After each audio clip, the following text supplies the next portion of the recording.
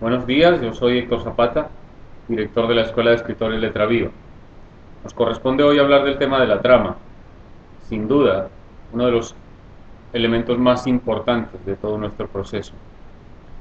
Vamos a empezar por temas específicos, vamos a tomar todo este tema de la trama de manera independiente, cada uno de sus componentes, y los vamos a ir estudiando paso a paso, teniendo en cuenta que, como lo decíamos hace un momento, es el tema que nos va a guiar durante todo el resto del curso. El taller piensa que a través de unos pequeños procesos que tienen que ver con el desarrollo de la trama, se pueden lograr grandes cosas en nuestros escritos. Cuando a uno le hablan de trama, comúnmente, si tú le preguntas a alguien, pregúntatelo tú mismo ahora, o tú misma en este momento, pregúntate qué es trama, y define qué es trama. Y entonces, claro, empezamos a hacer una cantidad de elucubraciones para llegar a definir qué puede ser trama. Algunos hablan de una red, otros hablan de un entramado, otros hablan de una urdimbre. Todo eso es verdad. Eso y más, todo lo que se les ocurra a nivel de trama es cierto. Sin embargo, para efectos de taller, para nosotros, tenemos que definirla de una manera distinta.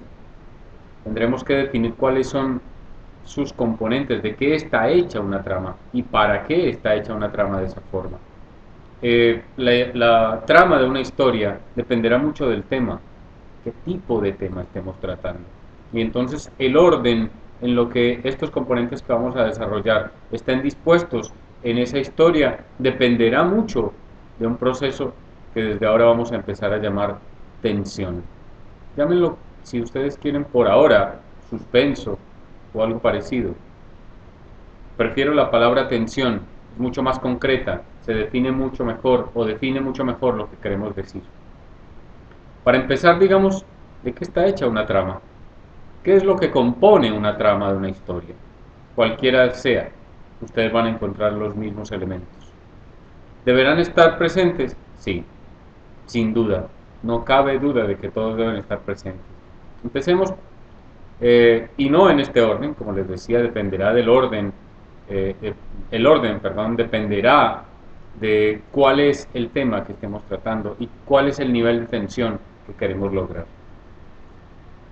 Los elementos de la trama de una historia son sencillos, son muy básicos. Lo importante es desarrollarlos.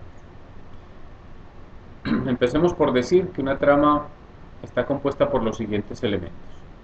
Uno, antecedentes. En los documentos que enviamos permanentemente a nuestros compañeros de trabajo están las definiciones de cada una de estas cosas. Pero pasemos un poco con cierta rapidez por cada uno de ellos. En los antecedentes no sucede nada, no sucede nada. Eso es importantísimo. A veces escribimos un montón de antecedentes, ¿verdad?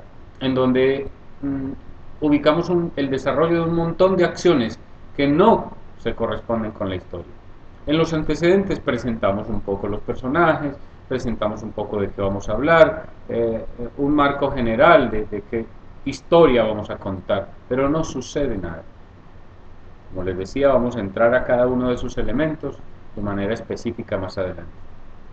Importante saber, para que no se nos pase ahora, que hay que hablar de antecedentes pasivos y antecedentes activos. Algunos antecedentes activos tienen que ver con el desarrollo específico de la acción, ya sabemos.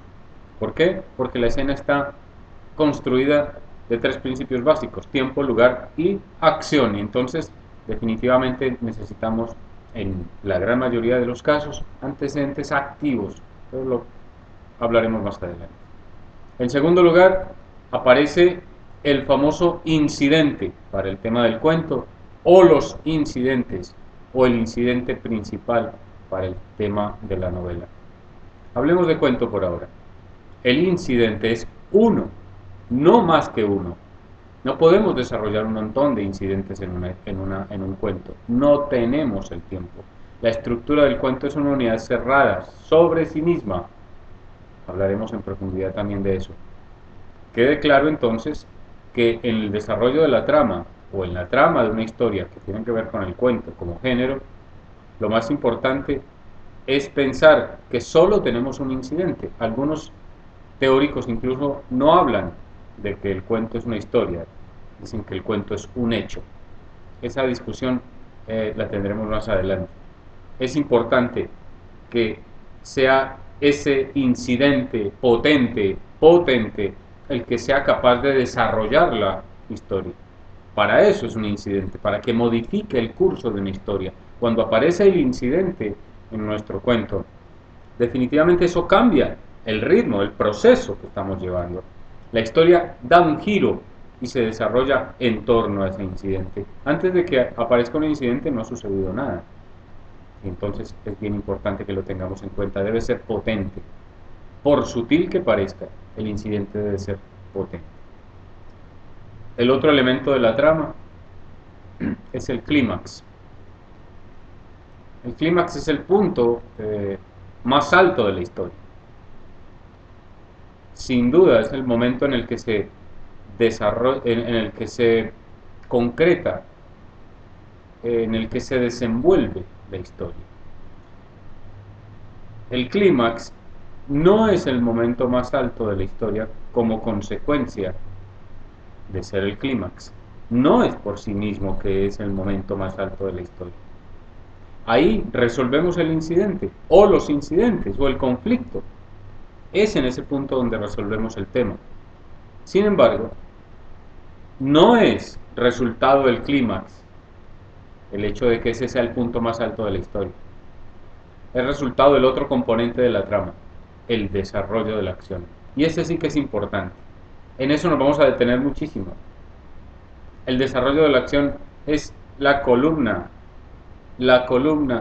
que detona los mecanismos de imaginación en la mente del lector. Así que hablaremos de eso mucho. Tenemos 4 hasta ahora: los antecedentes, el incidente, el desarrollo de la acción y el clímax. Y hay uno más, el final de la historia, que en ocasiones no está presente, porque es sustituido por el clímax. A veces las historias solo llegan hasta el clímax, terminan ahí y punto. Es cierto, se puede hacer. Hay otras historias que tienen clímax y luego un final.